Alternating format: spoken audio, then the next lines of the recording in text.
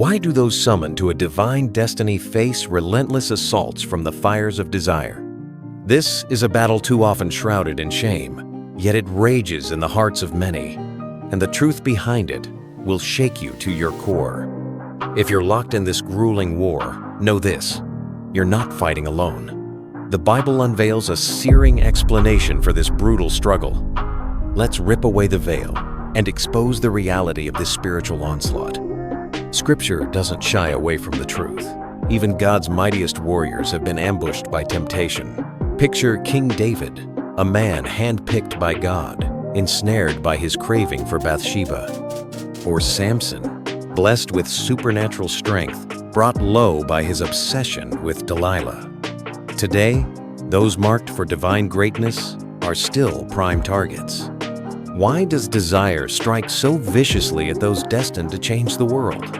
This isn't just human weakness. It's a calculated strike from a cunning enemy who knows exactly who threatens his domain.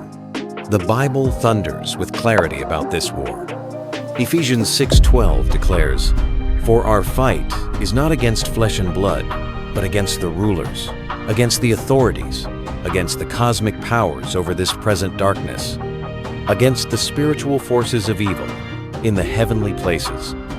Desire isn't a mere fleeting urgence, a weapon of spiritual destruction, forged to shatter the resolve of God's chosen.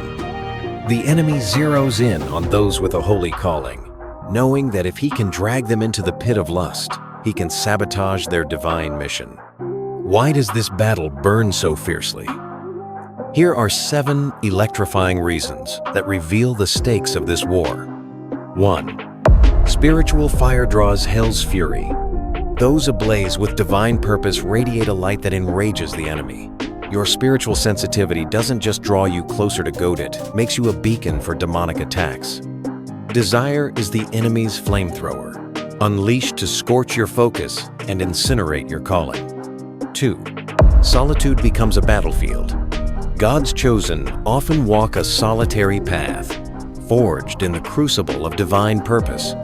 But isolation is a double-edged sword. Without allies to guard your back, desire creeps in like a predator, turning your solitude into a deadly arena where secret battles rage unchecked. 3. Towering callings provoke titanic assaults.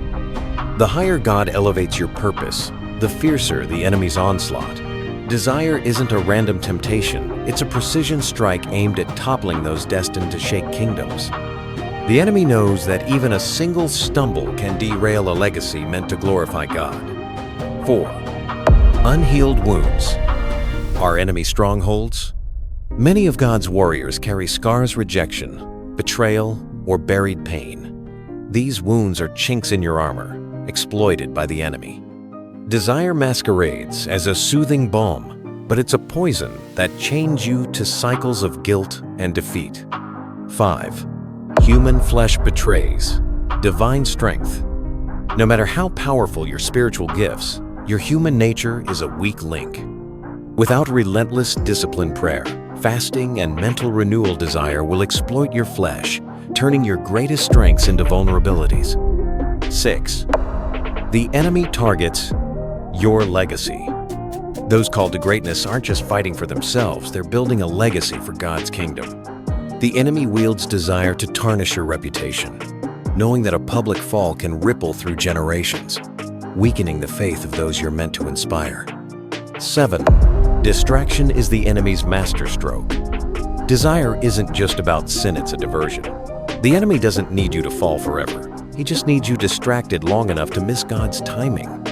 Every moment spent battling lust is a moment stolen from your divine assignment. This war against desire is a brutal crucible for God's chosen, but it's not the end of your story.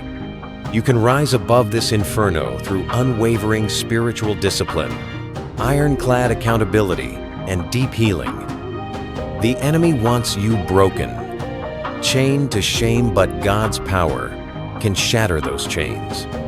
Will you stand, sword in hand, and fight for your divine destiny? Or will you let the flames consume you?